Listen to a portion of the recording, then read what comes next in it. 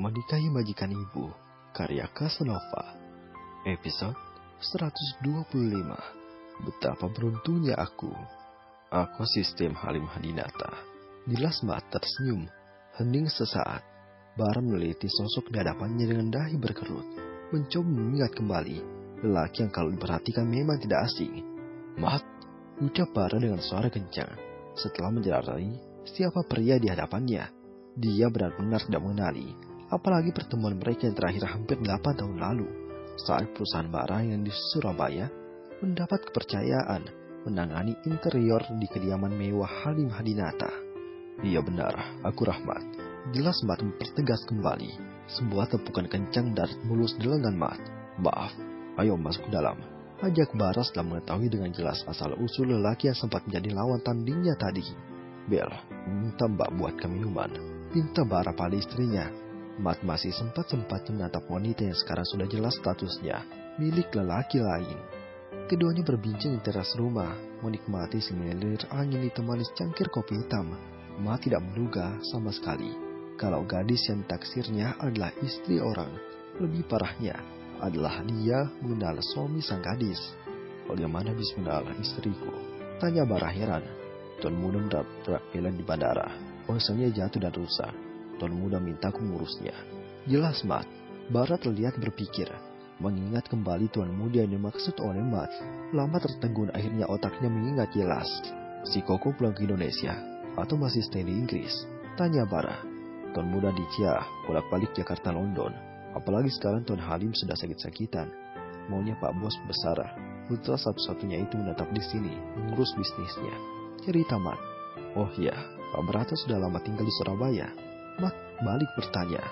Aku sekarang tinggal di Jakarta, sahut Bara singkat. Wah, kebetulan sekali. Pak Bos baru membeli penthouse di Jakarta Pusat. Nanti aku usulkan pakai perusahaan Pak Barata untuk interior. Cerita Mat. Di mana? Tanya Bara menyimak. Keluarga Halim Hadinata tidak mungkin membeli properti kelas biasa. Bisa mendapatkan proyek keluarga konglomerat Halim tentu menjadi kebanggaan tersendiri sekaligus menambah pundi-pundi uang yang tidak sedikit. Dekat Bundaran HI, Plaza Indonesia. Jelas Mat, Bara cuma mengganggu. Penthouse di itu dibeli untuk Tuan muda Ditya. Bos besar mau menetap di Surabaya. Sudahlah bolak-balik Jakarta Surabaya. Umur tidak bisa bohong. Kondisi fisik sudah melemah. Tidak mampu lagi bekerja terlalu keras. Lanjut Mat. Si Koko belum menikah. Tanya Bara lagi. Belum. Cuma sudah dijodohkan. Cerita Mat singkat. Bara hanya mendengar. Dia pribadi tidak terlalu mengenal putra Halim Hadinata. Hanya sempat bertemu beberapa kali. Sewaktu mengerjakan interior di kediaman Halim Hadinata.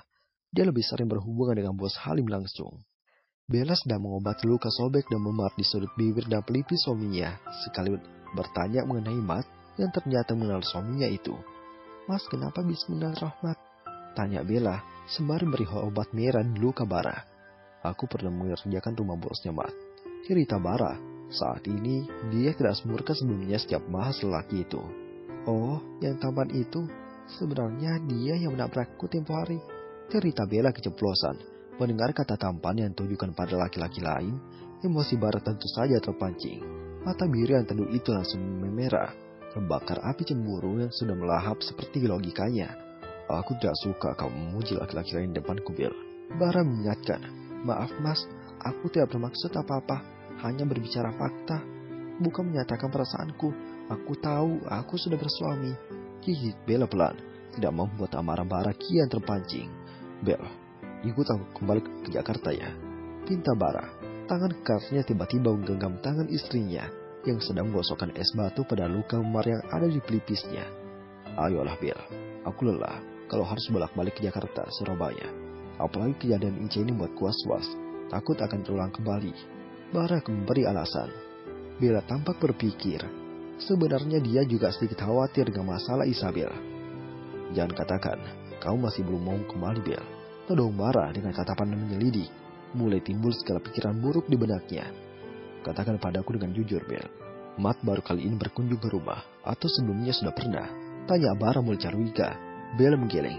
Baru pertama kali mas, sahut Bella. Kemarikan ponselmu Bel.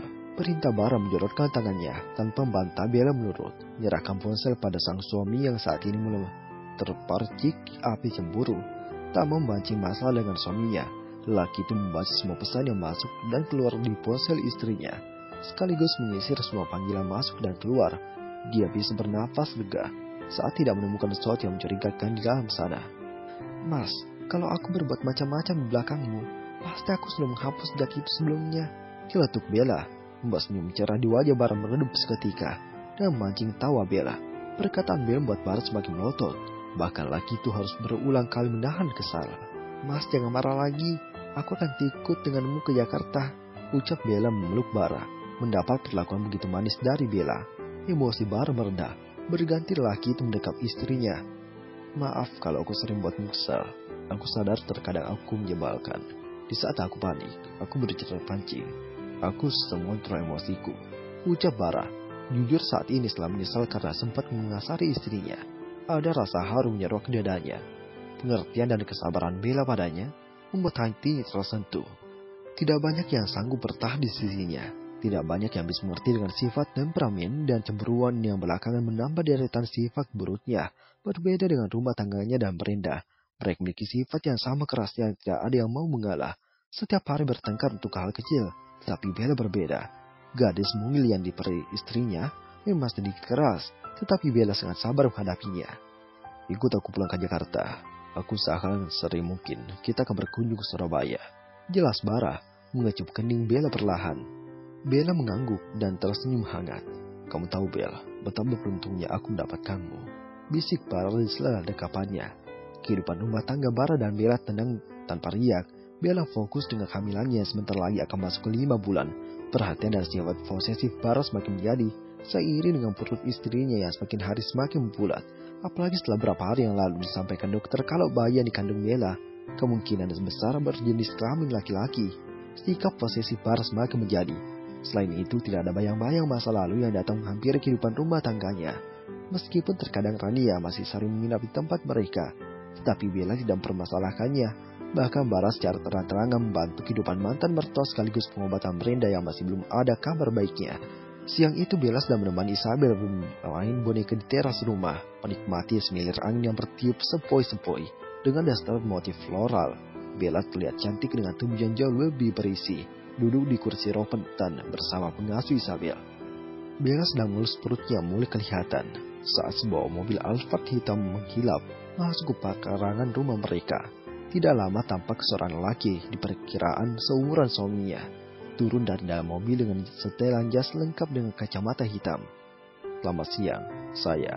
Lelaki itu menghentikan ucapannya. Konsentrasinya teralihkan pada Isabel yang sedang berbincang dengan boneka. Kalau kamu mau dengar audiobook lebih banyak dan gratis, segera download Audiotune.